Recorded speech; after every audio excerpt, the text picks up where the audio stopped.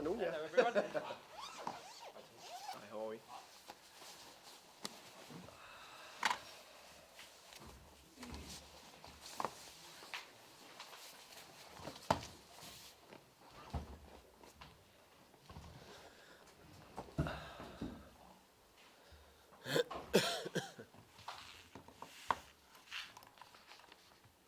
Good to see you all. Thank you very much. Usual drill from us. We'll start with Eleanor from Sky, on to Andy from TLP to follow us straight afterwards. Anything else under immediate embargo? We'll start with Phil. We can go at that point. We'll have an embargo session 10:30 p.m. tonight for the newspapers tomorrow. Cameras can keep running through that as long as that embargo is noted. I'll flag it when it happens in real time. Cameras happy?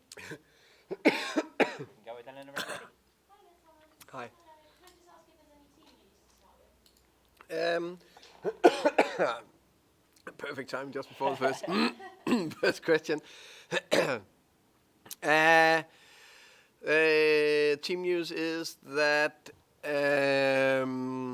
positive is that Christian Argard is involved in the squad tomorrow, so that's very positive. That was a short turnaround after the injury he got against Wolves in the first leg of the FA Cup game. Then it's a bit more positive in terms of injured players. So we've seen that for a while now. But Christopher, Jose Silva, been back with some suspension, been that. So that's positive. But we still have what was it? I was counting around 9 players out for the game. 5 injuries, 3 AFCON or Asia Cup and Sergio, who can't play the game against Tottenham. But we will put a competitive team out there and believe that we can win. Thank you. I mean, what's the feeling amongst the club after your win after Forest? I mean, you're really pleased with the 3 points. Of course, it's important to win football matches. And when you haven't won in 5 and lost 5, it's always a little bit more important.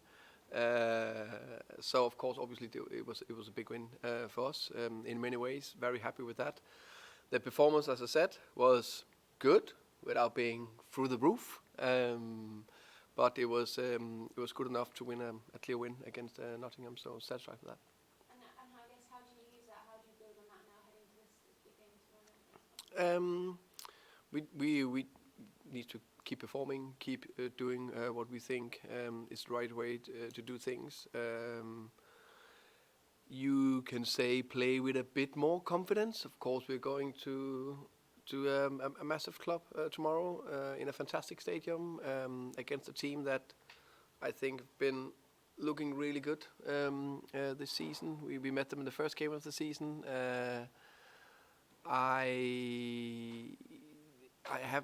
What I saw that game is the same they do now. You can say they maybe got a little bit more flow momentum into their game. So we know it's a tough challenge, but we're up for it and look forward to it. In terms of transfers, we've been reporting at Sky that the deal with Antonio Nusa is up in the air. I just wonder if there's anything else that you're able to tell us about that. I know we've been rumored to a lot of players. I think we counted before it's around 12. So we will do our very best to sign all 12 players and we'll be very busy the next 2 days of the transfer window. Now, you guys that know me, I don't speak about players that are not officially signed with us because, there's no reason to do that. What I would say is that I am, on a personal note, happy with the transfer window so far. We got the most important player in, and that was Sergio Reguilón, because we had a absolutely need in the left wing back position, and we got a top player in. Can't wait to see him fully flourish. And then we did the classic Brentford way, signing 2 very good, talented players in Yunus and Hakan, that I'm very, very pleased with. We will try to see if we can sign 1 more before the end of the window. Could be difficult, but we've been working on players that also could be possible in the summer. So we always do a job. I know sometimes it's a longer process. Sometimes we don't get them the first time, we'll get them the second time. Thank you very much. You're welcome. Thomas, you don't tend to get many breaks in the Premier League, but you have had a significant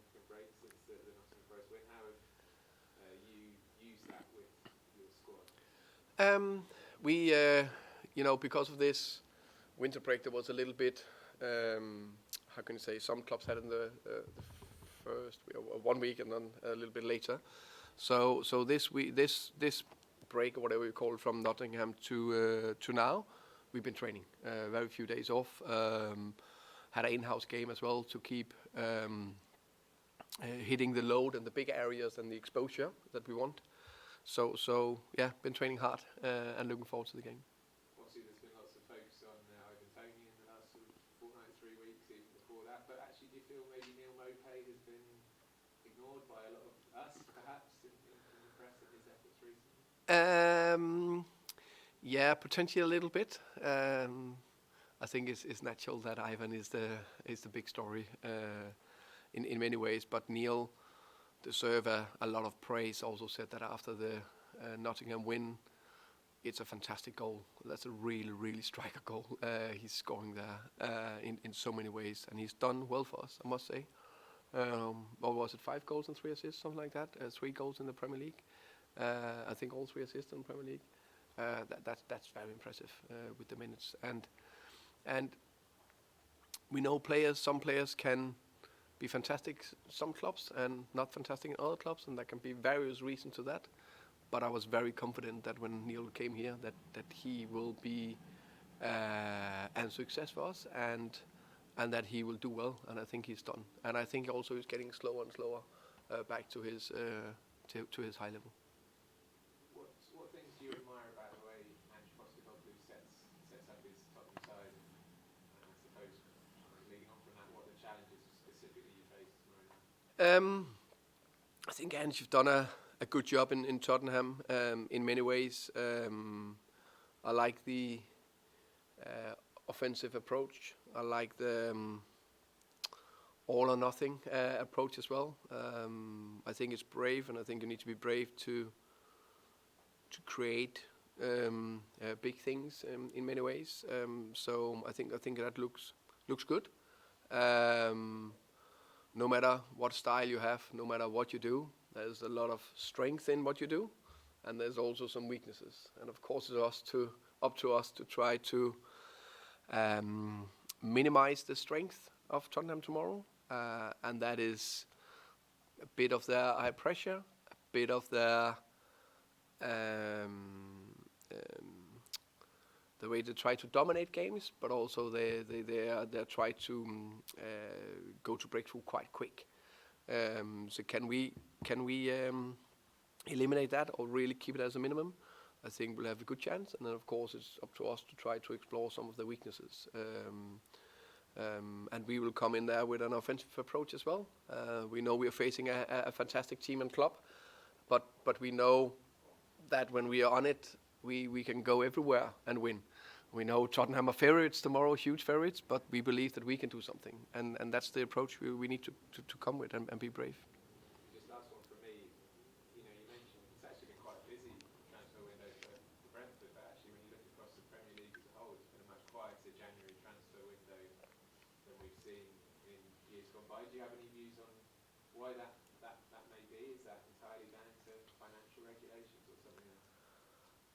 I think the FFP is playing a role, no doubt. Of course, I think it's natural, and I think it's, if we want to have a relatively fair game, and I don't want it to be like the American sport. I think there's pluses in that and minuses, and there's pluses and minuses in the way we do it in Europe, or let's say in the Premier League. But I think it's good that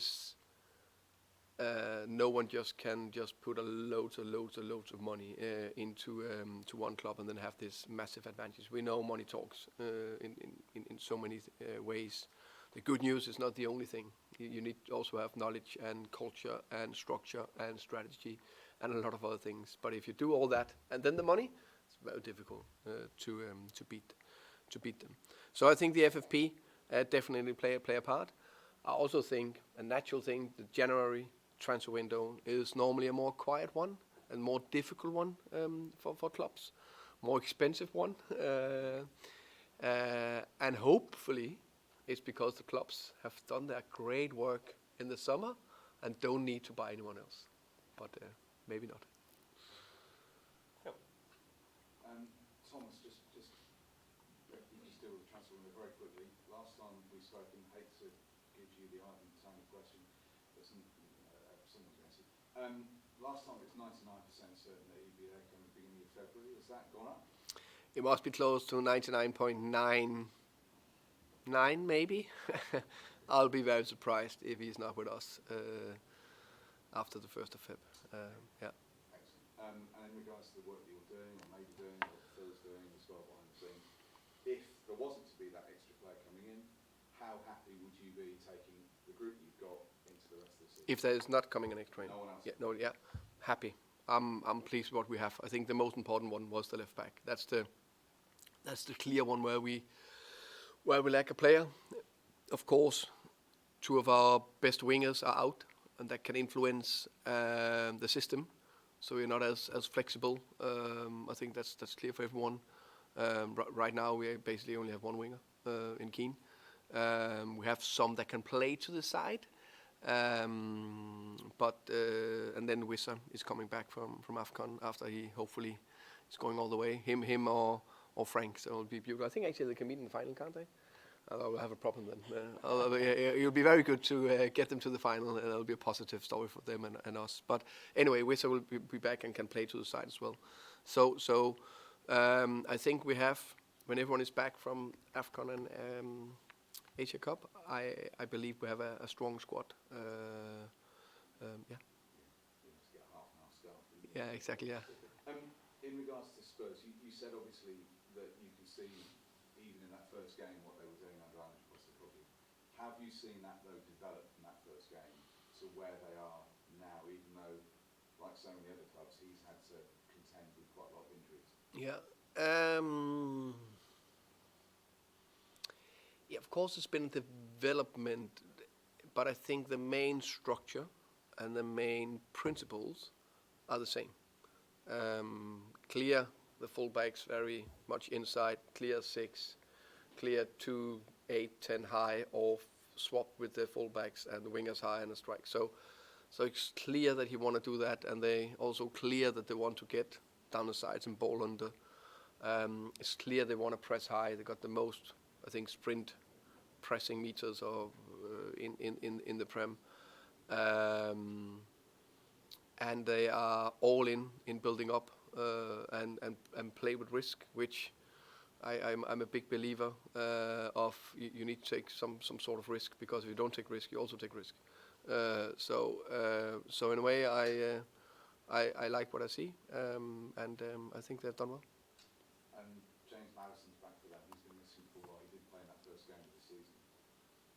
How important for your analysis of what Spurs do is he to the way that they go about playing? Because filling the hole that he left seemed a little bit tough. Yeah, no, he's a key player for them. I think also, I haven't read, I don't know, but I'm pretty sure he will say that he's a key player for them if he hasn't already said it.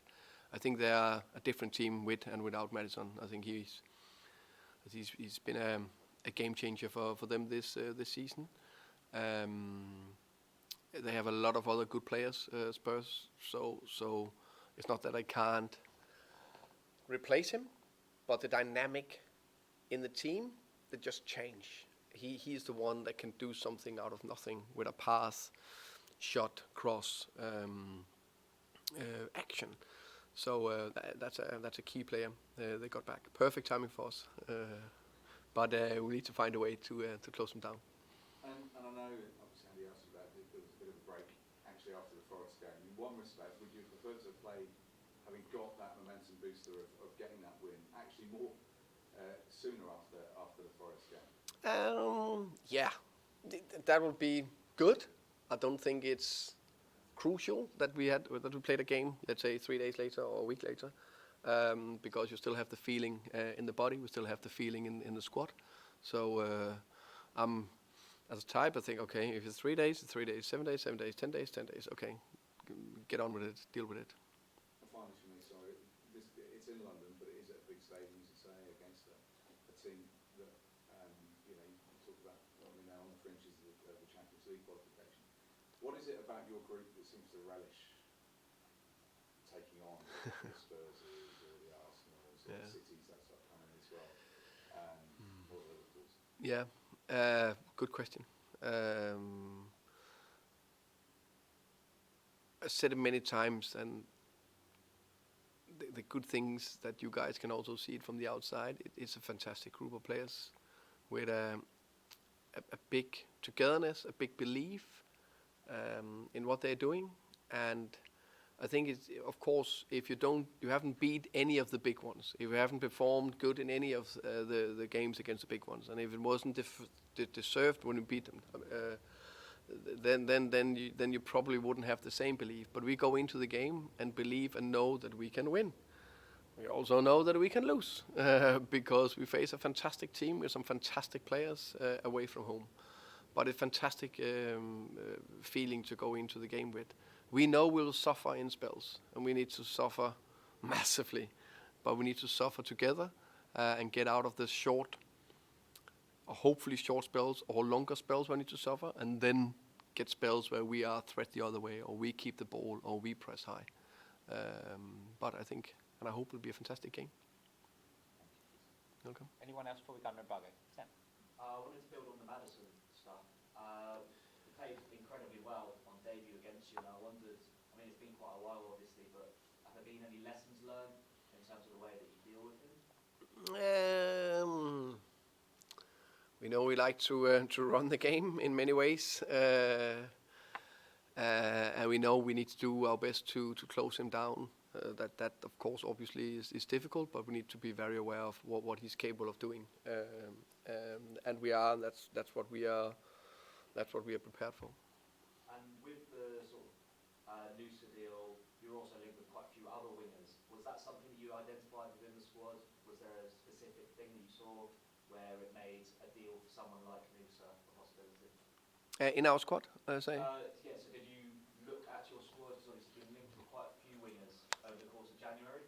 I wondered whether you'd looked at the squad and seen something that you thought a player like Noosa could bring into the squad. I think in general we always look into the squad and look what do we need, how do we plan for the summer, what could happen, what do we need now. But obviously, as I said earlier, we got two of our best wingers, Kevin and Brian, out. And if you like to get a winger for the summer, then maybe an idea to look into that already now, if it was possible. So we've been linked to a lot of players. So let's see what will happen the next 2 days. And if not, then we hopefully done a good job going into the summer. Cool. And with someone who actually has come into the club, Hakon Marson, I wondered what that meant for the current crop of goalkeepers you currently have in the team. I think there's a very good goalkeeping group that are working very hard together. I expect him to have a smooth transition into that and into the club, and train well and improve. And I think for him, it's going to be 4 months of a lot of learning and an adaptation, and then hopefully he can hit the ground running in the summer. So I'm very pleased that we managed to sign him in competition with other clubs, also other Premier League clubs. So very pleased. I think it's a very good signing. And that group is probably going to stay together, because I know Shakosha has spoken in the week about perhaps moving on. Do you see him staying at the club? As far as I know, yeah. And final question, sorry. I've looked across your fixtures and you tend to struggle with midweek games. And I was wondering whether you had any insight onto why that might be in terms of maybe preparation or... Good question. I didn't know that. So now I know we struggle, so now I will fear it. Yeah, I don't know what to say, because I didn't think that we had an issue with that. I don't think we have. I hope we beat Tottenham tomorrow, and then that will be out of the window. No, we don't do anything differently. So yeah, I don't think we have an issue. No worries. Yeah, well, you're welcome. Hi Thomas. Hi. Ed from Sports. Given how tricky your February is, should we expect a lot of changes throughout the next few weeks or so?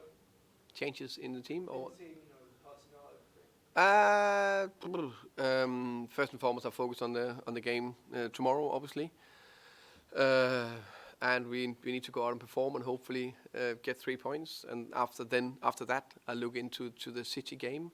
I think the first part we have decent amount of days between, so I could pick the same team again. There should be nothing physically. Sometimes when we have 2 days between the games, you can look into it if there's been a tough run of games in terms of on the physical side. But right now, yeah, maybe I like to use a squad, different types to different games. But yeah, right now just focus on Tottenham. Sure. Okay. And obviously Tottenham on their, it's their best ever scoring streak in the league.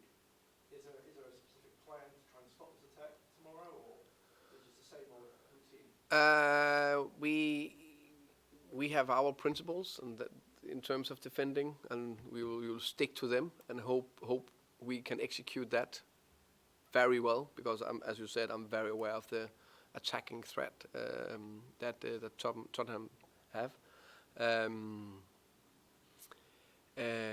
So yeah, basically we need to play a very good game overall, but we need to play a fantastic defensive game to give us the maximum chances of winning the game. Anything else before we go under embargo? No? All fine. So we're now under embargo, 10:30 p.m. tonight. Cool. As I say, cameras can keep running as long as that embargo is noted. Do you have anything in?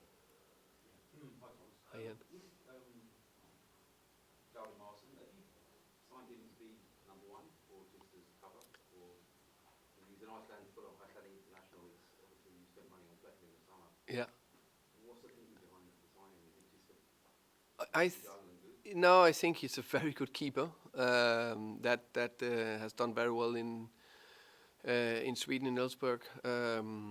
Follow him closely. We think he got a good potential. What will happen in the future, no one knows. Right now, I'm happy with the goalkeeper group in terms of Mark and Thomas, and Hakan has come in to develop and perform. And if he's performing, fantastic. And the best players will always be in the goal. But right now, I'm pleased with what I see from Mark. I said that before as the number one. I know that there is even more in Mark. No doubt about that. But I'm happy with what I'm seeing. And when Thomas have had the chance to play, I think he's done well as well.